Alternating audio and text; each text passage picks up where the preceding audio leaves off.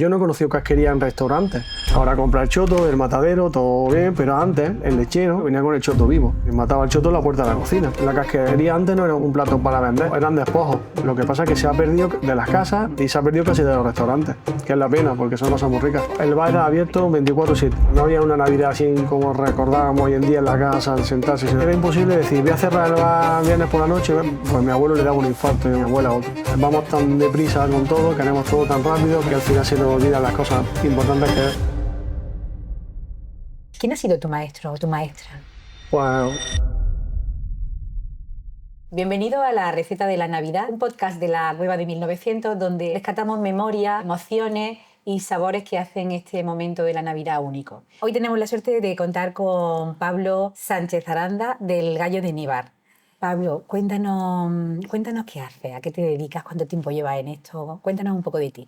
bueno, tiempo llevo desde que nací, creo que nací en el bar y en la cocina, ha sido una cosa de que siempre, mi recuerdo siempre está en el bar, en el restaurante, y bueno, pues un negocio familiar que desde los años 80 que llevamos funcionando allí, que montaron mis abuelos, y que estamos toda la familia allí metidos siempre, entonces pues ha sido un negocio que ha ido surgiendo de poco a poco, que no ha sido algo que ha nacido en un momento dado, sino que ha ido poco a poco evolucionando hasta el día de hoy, en el que pues es verdad que estoy feliz en un pueblo que me gusta, que es Nivas, que es mi pueblo, con mi familia, mis padres, mis hermanos, y es un sitio donde estamos a gusto y hacemos lo que nos gusta, que es cocina tradicional, sin perder lo que había antes en la carta, incorporando cosillas nuevas, casquería, que es lo que ahora estamos dándole caña, y a jornadas, a veces que hacemos jornadas mensuales, y eso, nos dedicamos a cocinar, a estar en familia y felices y a disfrutar de la compañía de la familia y del trabajo.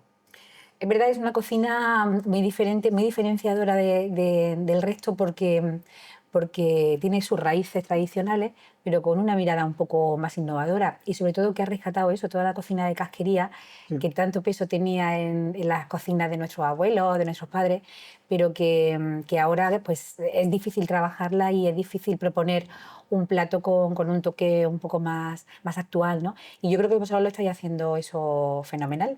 Hace no mucho estuve en tu restaurante y me acordé muchísimo de la cocina de mi abuela y de mi padre, que le encantaba las mollejas, los sesos. Claro, yo creo que más que, porque nosotros no hemos conocido, yo no he conocido casquería en restaurantes, no lo he conocido. ¿Verdad? Sin embargo, sí la he conocido en las casas, porque mi abuela, así me acuerdo de echar la careta en la ascua, que se pegaban las cuillas, las crestas de gallo, mi abuelo las echaba. Entonces, eso se hacía en las casas, porque la casquería antes no era un plato para vender, eran despojos.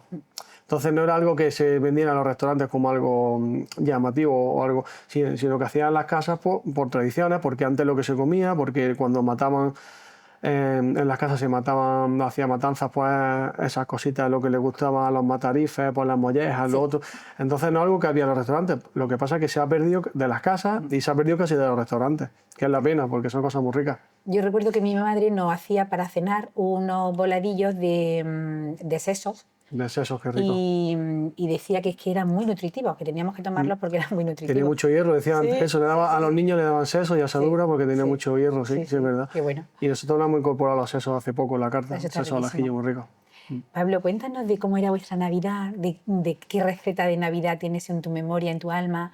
Cuéntanos un poco de cómo era tu cocina y esa mesa en Navidad. Bueno, receta no hay ni mesa en Navidad porque siempre hemos estado trabajando y ha sido, o sea, no había una Navidad así como recordábamos hoy en día en la casa al sentarse, sino era una época de mucho trabajo, de mucho estrés, de no poder casi ni pararte a cenar, porque antes los bares estaban abiertos todo el día. No es como ahora que ahora podemos cerrar por las noches, que en nuestro caso ahora.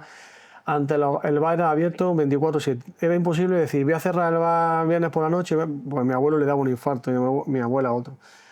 Pero sí recuerdo, porque antes nosotros siempre hemos tenido choto al ajillo. Es una receta que nos ha caracterizado durante todos los tiempos. Mi abuela hacía el choto. Ahora compra el choto del matadero, todo bien, pero antes el lechero, que era del pueblo de Hueveja, en la puerta de la cocina teníamos un almendro allí puesto. Y entonces el lechero venía con el choto vivo. Que esto a lo mejor contarlo bueno. hoy en día es complicado. Lo colgaba ahí el choto y mataba el choto en la puerta de la cocina. Entonces yo tendría ahí 10 años, por ahí. Y mi abuela me decía, ve, le lleva agua caliente al lechero que está matando el choto y tiene que pelarlo. Entonces yo cogía mi calderito de agua caliente, se lo ponía y él mientras estaba pelando el choto lo empezaba a pelarlo y la navaja la iba mojando en el cardero y iba pelando el choto. Entonces lo dejaba allí oreando un rato mientras el hombre se tomaba un par de cervezas, 3 o 18, que a veces el Qué choto bárbaro. se quedaba allí, ¿sabes? Y ese choto, en Navidad, antes había unos de estos, los debutanos de toda la vida, los que tenían un pilotillo. Sí. Y las piernas las hacía mi abuela en Navidad con mucha verdurita, en una bandeja con vino blanco, verdura, y eso era, yo recuerdo eso de comerlo en Navidad porque era como ese día especial que cogíamos las piernas para el día del choto, se las quitábamos al choto, porque nosotros cuando hacemos el choto hacemos todo, metemos todo el Sí, choto, lo no cortáis. quitamos piernas. Y esas separaban las piernas para comernos a nosotros. Entonces, ese recuerdo tengo mucho de la Navidad porque era una cosa como especial. Normalmente no se hacía el choto entero.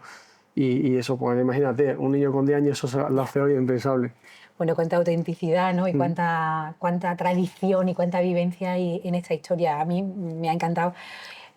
Pablo, ¿quién ha sido tu maestro o tu maestra? Pues había mucha gente en la vida. Mi madre, mi abuela, mi tía, o sea, cuando el bar estaba funcionando, pues mi abuela era la que estaba en la cocina siempre. Luego estuvo mi madre y mi tía, entonces yo estaba ahí siempre.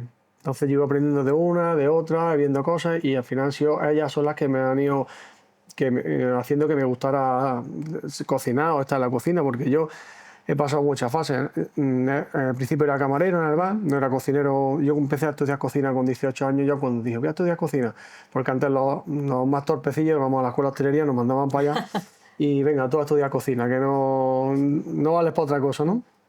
Ahora está súper solicitado, ahora es imposible Ahora hay entrar. mucho prestigio. Pues bueno, total, que ya teníamos el bar, ya estaba eso funcionando y dije, pues bueno, pues voy a aprovechar esto que tenemos y voy a estudiar cocina, ¿no? Pero yo antes de eso, pues yo vivía allí en la cocina, o sea, yo llegaba del colegio y yo no iba a comer en mi casa. Yo me sentaba, había una mesa en la cocina y yo comía de lo que había hecho mi madre y mi abuela. Entonces yo allí veía y estaba viendo cómo hacía una, cómo hacía otra y al final aprendes y se te va empapando sin querer. Que no es que te haya enseñado, venga, te voy a enseñar, sino que sin querer se te van empapando las cosas. ¿Alguna receta que se haya quedado sin saber la receta de tu abuela o de tu madre? ¿O las tienes Pues todas? es que le preguntaba mucho, para es que no decían nada. Mi abuela sobre todo, ¿cómo se hace esto, abuela? Esto, un puñadillo de esto, le ha hecho una mejilla de tal, le da una vuelta aquí, pero ellas no tenían recetas, en verdad que yo cuando estaba estudiando le decía, abuela, vamos a apuntar la receta de esto, vamos a apuntarlo. Y a ella le parecía que eso era imposible, Ya. apuntar una receta, porque ella lo hacía como todavía lo había hecho, la agacha Había y mucha llegaba, intuición, ¿no? sí, la agacha, venga, echa agua ahí, pero ¿cuánta, abuela? Tú echa agua, para ya, La para, llambita, dice mi venga, a la madre. harina, pum, venga, dale, no sé qué, y ya pues ya te ponías a hacerlo y ya no podías apuntar nada, entonces era imposible apuntar la receta. Ahora llevo tiempo apuntándola, haciendo cosillas por tenerla guardada, pero es verdad que cuando la haces 100.000 veces una gacha picante, pues ya no te hace falta receta. Pero yo, como no sabía cómo era hacer una gacha, necesitaba unos parámetros. Yo estaba en la escuela estudiando y me tenían que enseñar. Claro. Y era imposible, mi abuela no era capaz, ni mi madre. Yo aprendí a hacer choto hace unos años, pero por mirando y apuntando a escondidas casi, porque digo, pero decirme que esto cómo va y no hay manera. ¿De qué plato te sientes más orgulloso? Pues es que en el bar tenemos una carta muy grande. Sí, lo sé. Y hay muchas cosas que nos gustan mucho.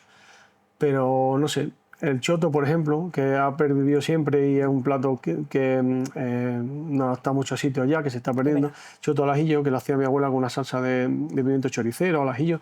Es un plato que me encanta. Pero es que te podría decir mucho, muchísimo. Te digo ese por decirte, pero hay muchísimos platos en el restaurante. Hoy en día la careta, por ejemplo, no ha sido de toda la vida que lo tenemos en la carta, pero la careta a la brasa, para mí, y los callos lo hemos incorporado. He aprendido a hacer callos hace poco, ¿Ah, callos sí? ternera. Bueno. Pues nos apuntamos a un concurso, hemos estado viendo y al final va aprendiendo cosas. Los callos siempre se han comprado, nunca se han hecho en mi casa, por ejemplo, siempre se han comprado en carnicería. Sí. Y ahora yo llevo pues, 5 o 6 años elaborando callos de ternera, que es una faena. Pero es un plato que está gustando muchísimo y que me Sí. encanta. Hay una vuelta, ¿no? Hay una recuperación de platos de casquería que bien hecho a la gente le está gustando mucho. Sí, sí, sí. Y los callos es uno de ellos. Los callos es Sí. magnífico. Las me encanta. manos de cerdo también. Las manos, tenemos dos manos en salsa y manos a la brasa también. ¿Sabes algo que creo que todavía no está muy recuperado? El hígado, la asadura. Sí, tengo también la carta. La De tienes pollo tú. y de cerdo. Sí, ¿eh? pero la veo como menos... Pues se como más, vende ¿no? Sí, se vende bien. muchísimo. La asadura se vende un montón. Porque ya digo, nosotros la casquería, es que hay gente que viene por la casquería. Porque yo un no día hay le dije a mi muchos padre, a mi abuelo, vamos a poner, a mi padre, las crestas de gallo. Posamos el gallo. Claro. Aquí nunca había tradición de cresta, porque las crestas de gallo, Sí. vamos a poner crestas de gallo. Y dicen, ¿crestas? ¿Quién va a comer crestas? Se venden un montón de crestas, Fíjate. porque son cosas que no están en ningún lado. Y a la gente que antes comía crestas, en antaño, no las encuentra en ningún sitio. Y viene allí expresamente, dice, es que he venido de Almería o de Sevilla a comer crestas aquí. Y te vienen a comer crestas, y es curioso. Pablo, ¿hacéis alguna cosa especial en Navidad o nada? Lo que hacemos es la No, carta de la siempre. carta que tenemos y no, especial no nos da tiempo a hacer nada porque No. hay mucha faena. Ya tenemos meses temáticos después, en febrero, marzo, Sí, pero hacéis arroces, ¿no? en febrero empezamos con los calçots, Ujú. que fue una Sí. cosa que mi novia estaba trabajando en Barcelona, mi mujer ahora, y vaya a visitarla, los probé y aquí no había Están muy calçots por buenos. ningún lado y ahora es un exitazo. Y en marzo cachopos y en abril arroces. Hacemos esos 3 meses temáticos para no aburrirnos mucho y estamos entretenidos. Dentro de esa cocina de raíces y tradicional, pero tenéis bastante creatividad, es decir, habéis hecho una oferta bastante diferenciadora, creo. Sí, bueno, se intenta Sí. que no se aburra el cliente y que venga. Pablo, cuéntanos, háblanos de una receta emocional para pasar estas Navidades, ¿no? En la situación en la que estamos a veces, ¿no? Tan difícil, con tanto ruido, con tanta incertidumbre. Dinos algo que nos emocione. Pues mira, tiene una receta que me gusta mucho en Navidad, que la hace mi madre siempre en Navidad, y nos gusta mucho, que es la sopa de albóndiga, una albóndiga que hace de pollo campero, Ay, y le qué mete un bueno. poquito de mayonesa a la sopa, y eso es un plato que a mí me encanta en Navidad porque es muy reconfortante cuando empiezas a comer una albondiguilla, una sopa, y nos gusta, y siempre la hacemos, Qué una buena. sopita, siempre hay una sopa de entrante cuando vamos a cenar, y esa sopa siempre está en nuestra mesa cuando Está nos presente. juntamos, y es una sopa muy rica. Qué bien. Bueno, pues nada, dinos una palabra que defina para ti la Navidad.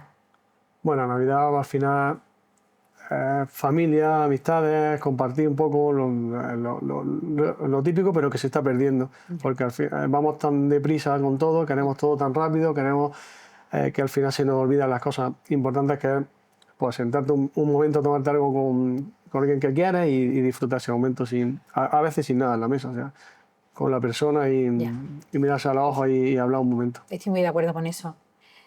Pablo, es un placer tenerte aquí y Nada. que nos desnudemos un poco y que hablemos de nuestros recuerdos y nuestras emociones. Creo que es muy importante descubrir las personas que hay detrás de los proyectos empresariales y de que a veces no lo vemos, pero enriquece mucho y a mí me enorgullece tener gente como vosotros aquí en esta ciudad. Nada, muchas gracias por acordar de Nada, ha nosotros sido y un que placer.